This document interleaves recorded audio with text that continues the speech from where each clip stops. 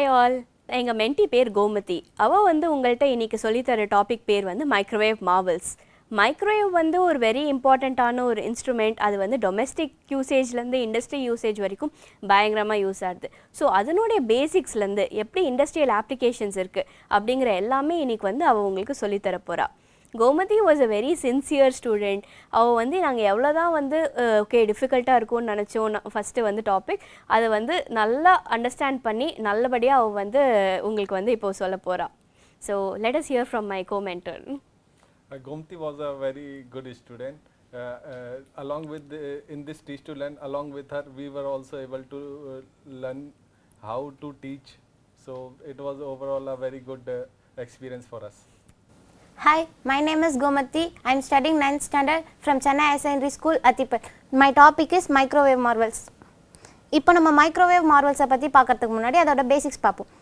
அதில் இண்டஸ்ட்ரீஸில் three types of metal process பண்ணுறாங்க. என்னென்ன மெட்டீரியல்ஸ்னால் மெட்டல்ஸ், நான் மெட்டல்ஸ், மெட்டலாய்ட்ஸ்.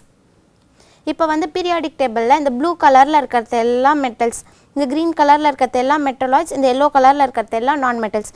இப்போது இதோட டிஃப்ரென்ஸ் பற்றி பார்ப்போம். இப்போ metals good conductor of heat, non metals bad conductor of heat. Metals ஷைனியாக இருக்கும், non metals no shiny. Next இது high melting and boiling point, இது low melting and boiling point. இது டக்டல், இது பிரிட்டில். இந்த ரெண்டு ப்ராப்பர்ட்டிஸுமே சேர்ந்தது தான் மெட்டலாய்ட்ஸ். நெக்ஸ்ட்டு இண்டஸ்ட்ரீஸில் two types of metal processing இருக்குது. என்னென்ன மெட்டல் ப்ராசஸிங்னா bulk metals and powder metals. இப்போது இதை வச்சு ஹீட்டிங்கில் கன்வென்ஷனல் ஹீட்டிங்கில் எப்படி ஹீட் பண்ணுறாங்கன்னு பார்ப்போம். கன்வென்ஷனல் ஹீட்டிங்கில் three types of mode transfer இருக்குது. என்னென்னா கண்டக்ஷன், கன்வெக்ஷன், ரேடியேஷன். இப்போ இது ஒரு டே டு டே லைஃப்பில் ஒரு எக்ஸாம்பிளோட பார்ப்போம்.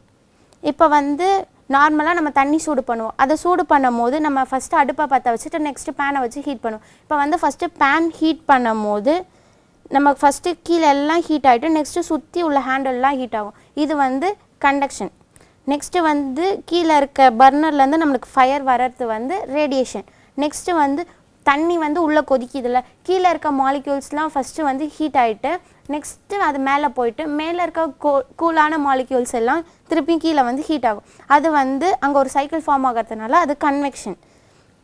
இப்போ நெக்ஸ்ட்டு நம்ம இதை ஒரு மெட்டல் ஒரு ஹீட்டிங் ஃபர்னஸ்குள்ளே வச்சு ஹீட் பண்ணும் போது எப்படி ஹீட் ஆகுது அப்படின்றத நம்ம பார்ப்போம். இப்போ ஒரு மெட்டல் வச்சுக்கிட்டோம், அதை சுற்றி ஃபுல்லாக ஹீட்டிங் காயில் வச்சுக்கிறோம். அதை ஹீட்டிங் காயிலேருந்து நம்மளுக்கு மெட்டலுக்கு வர ஹீட் ரேடியேஷன். அந்த மெட்டல் வெளியில் எல்லாம் ஹீட் ஆகிட்டு நெக்ஸ்ட்டு உள்ளே ஹீட் ஆகுதுல்ல, அது கண்டக்ஷன். நெக்ஸ்ட்டு இந்த மெட்டல் ஹீட் ஆகிட்டு அப்புறம் அது கூல் ஆகுதுல்ல, அங்கே ஒரு சைக்கிள் ஃபார்ம் ஆகுதுல்ல, அது கன்வெக்ஷன். இப்போ இதோட ட்ராபேக்ஸ் பார்ப்போம். இப்போ ஒரு மெட்டல் எடுத்துக்கிட்டோன்னா அது சர்ஃபேஸ் இருக்கும், கோர் இருக்கும். ஹீட் பண்ணும் போது ஃபஸ்ட்டு சர்ஃபேஸ் ஹீட் ஆகிட்டு நெக்ஸ்ட்டு கோர் ஹீட் ஆகும். இதனால் என்ன நடக்கும்னா இங்கே ஒரு டெம்பரேச்சர் கிரேடியன்ட் ஃபார்ம் ஆகும். Difference in surface temperature with time is greater than difference in core temperature with time. இதனால் என்னென்ன ட்ராபேக்ஸ்லாம் நடக்கும்னா எனர்ஜி வேஸ்டேஜ் நிறையா இருக்கும், டைம் ப்ராசஸிங் நம்மளுக்கு ரொம்ப நேரம் இருக்கும், ப்ராப்பர்ட்டிஸ் டிஃப்ரென்ஸ் வரும். இப்போ நம்ம மைக்ரோவேவ் ஹீட்டிங்கை பற்றி பார்ப்போம். மைக்ரோவேவ் ஹீட்டிங் பற்றி பார்க்குறதுக்கு முன்னாடி மைக்ரோவேவ்ஸ்னால் என்னன்னு நம்மளுக்கு தெரியணும். மைக்ரோவேவ்ஸ் தெரியறதுக்கு முன்னாடி வேவ்ஸ் பற்றி நம்ம பார்ப்போம். இப்போ வேவ்ஸ்னால் அது டிஸ்டர்பன்ஸ் ஆஃப் கேரிங் எனர்ஜி. ஒரு பிளேஸ்லேருந்து இன்னொரு பிளேஸ்க்கு எனர்ஜி எடுத்துகிட்டு போகும்போது அதில் வர டிஸ்டர்பன்ஸ் தான் வேவ்ஸ். வேவ்ஸோட டைப்ஸ் பற்றி பார்ப்போம். Waves two types of waves இருக்குது. என்னென்ன வேவ்ஸ்னால் mechanical waves, next electromagnetic waves. Mechanical வேவ்ஸ்க்கு மீடியம் தேவை ட்ராவல் பண்ணு, எலக்ட்ரோமேக்னெட்டிக் வேவ்ஸ்க்கு மீடியம் தேவையில்ல ட்ராவல் பண்ணு. இப்போ நம்ம எதை பற்றி பார்க்க போகிறோம்னா எலக்ட்ரோமேக்னெட்டிக் வேவ்ஸை பற்றி பார்க்க போகிறோம். எலக்ட்ரோமேக்னெட்டிக் வேவ்ஸ் மெட்டீரியல் மீடியம் தேவையில்ல ட்ராவல் பண்ணு. நெக்ஸ்ட் இது எலக்ட்ரிக் ஃபீல்ட்லேயும் இருக்கலாம், மேக்னெட்டிக் ஃபீல்ட்லேயும் இருக்கலாம், பெர்பெண்டிகுலர் டைரக்ஷனில் இருக்கும். ஃபார் எக்ஸாம்பிள் இப்படி இருக்கும். நெக்ஸ்ட் நம்ம எலக்ட்ரோமேக்னெட்டிக் ஸ்பெக்ட்ரம் பற்றி பார்ப்போம். எலக்ட்ரோமேக்னெட்டிக் ஸ்பெக்ட்ரம் சென்டரில் இருக்கிறது விசிபிள் லைட். இது மட்டும் தான் நம்ம கண்ணால் பார்க்க முடியும், மற்ற எதுவுமே நம்ம கண்ணால் பார்க்க முடியாது. இப்போ அல்ட்ரா வயலட் நம்மளுக்கு சன்னுக்கிட்டேருந்து ஒரு கிடைக்கிற ரேஸ். நெக்ஸ்ட் எக்ஸ்ரேஸும் காமா ரேஸும் ஹாஸ்பிட்டலில் யூஸ் பண்ணுவாங்க. இன்ஃப்ராரெட் கேமராஸில் இல்லை ரிமோட் சென்சார்ஸில் யூஸ் பண்ணுவாங்க. மைக்ரோவேவ்ஸ் ஃபுட் மேக் பண்ண யூஸ் பண்ணுவாங்க. நெக்ஸ்ட்டு ரேடியோ வேவ்ஸ் ரேடியோ ஸ்டேஷன்ஸில் யூஸ் பண்ணுவாங்க. இப்போ இந்த சைடில் பார்த்தோன்னா வேவ் லென்த் லோவாக இருக்கும், எனர்ஜி ஹையாக இருக்கும். இது சைடில் பார்த்தோன்னா வேவ் லென்த் ஹையாக இருக்கும், எனர்ஜி லோவாக இருக்கும். இப்போ வந்து நம்ம எதை பற்றி பார்க்க போகிறோம்னா மைக்ரோவேவ்ஸை பற்றி பார்க்க போகிறோம். மைக்ரோவேவ்ஸ் வந்து எலக்ட்ரோ மேக்னெட்டிக் வேவ்ஸால் ஃபார்ம் ஆனது. இது வந்து ஃப்ரீக்வன்சி ரேஞ்ச் எவ்வளோ இருக்குன்னா 300 MHz to 300 GHz இருக்கும். இதோட வேவ் லென்த் எவ்வளோ இருக்குன்னா 1 mm to 1000 mm இருக்கும். இப்போ நம்ம வீட்டில் எவ்வளோ யூஸ் பண்ணுறோம், எவ்வளோ ஃப்ரீக்வன்சியில் யூஸ் பண்ணுறோம், இண்டஸ்ட்ரீஸில் எவ்வளோ ஃப்ரீக்வன்சியில் யூஸ் பண்ணுறாங்கன்னு பார்ப்போம். வீட்டில் வந்து 915 MHz to 2.45 GHz வரைக்கும் யூஸ் பண்ணுறாங்க. இண்டஸ்ட்ரியில் வந்து 2.45 GHz தான் யூஸ் பண்ணுறாங்க. ஏன்னா அதுக்கு மேலே யூஸ் பண்ணால் அந்த சுற்றி உள்ள பீப்புளுக்குலாம் அது அஃபெக்ட் ஆகிடும். இப்போ வந்து நம்ம மைக்ரோவேவ் ஹீட்டிங்கை பற்றி பார்க்கலாம். மைக்ரோவேவிங்கில் வந்து கோர் வந்து ஸ்ட்ரெயிட்டாக ஹீட் ஆகிடும், நெக்ஸ்ட்டு சர்ஃபேஸ் ஹீட் ஆகும். இதனால என்ன நடக்கும்னா டெம்பரேச்சர் கிரேடியன்ட் ஃபார்ம் ஆகும். Difference in core temperature with time is higher then difference in surface temperature with time. இதனால் என்னென்ன டிஸ்அட்வான்டேஜஸ்னால் எனர்ஜி வேஸ்டேஜ் நிறையா இருக்கும், டைம் ப்ராசஸிங் ரொம்ப நேரம் இருக்கும், ப்ராப்பர்ட்டிஸ் டிஃப்ரென்ஸ் ஆகும்.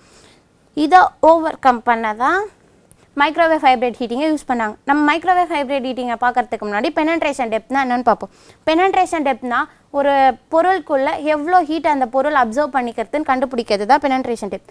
பெனன்ட்ரேஷன் டெப்த்தை வச்சு 3 types ஆஃப் மெட்டீரியல் பிரிக்கிறாங்க.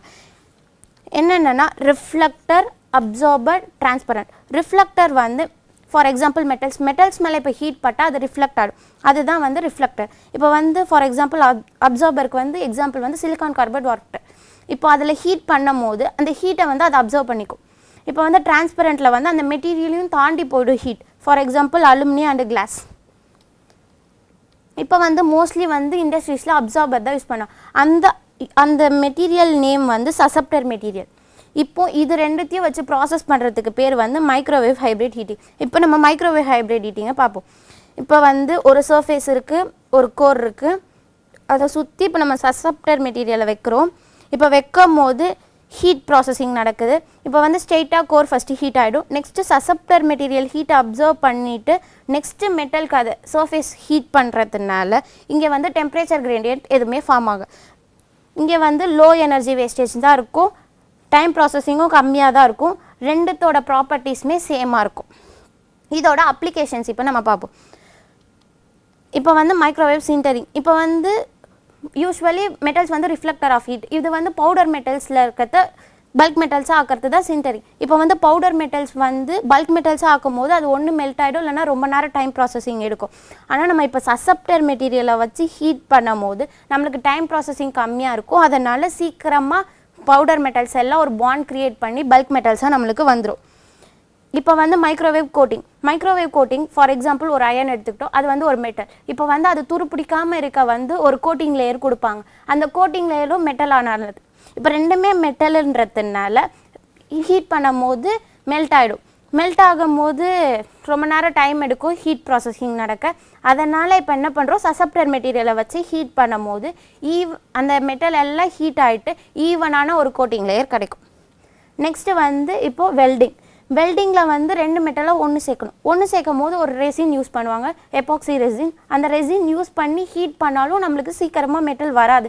அதனால் இப்போ நம்ம என்ன பண்ணுறோம், சசப்டர் மெட்டீரியலை வச்சு ஹீட் பண்ணும் போது ரெண்டுமே சீக்கிரமாக சேர்ந்து ஒன்றாகி ஒரே மெட்டலாக கிடச்சிரும். இப்போ வந்து நம்ம கான்ஃபிடென்ட்டாக சொல்லலாம், பாப்கார்ன் மேக் பண்ணுறதுலேருந்து இண்டஸ்ட்ரியில் பிளேன் மேக் பண்ணுறது வரைக்கும் மைக்ரோவேவ் ஹைப்ரிட் ஹீட்டிங்கை தான் யூஸ் பண்ணுறாங்க. தேங்க்யூ.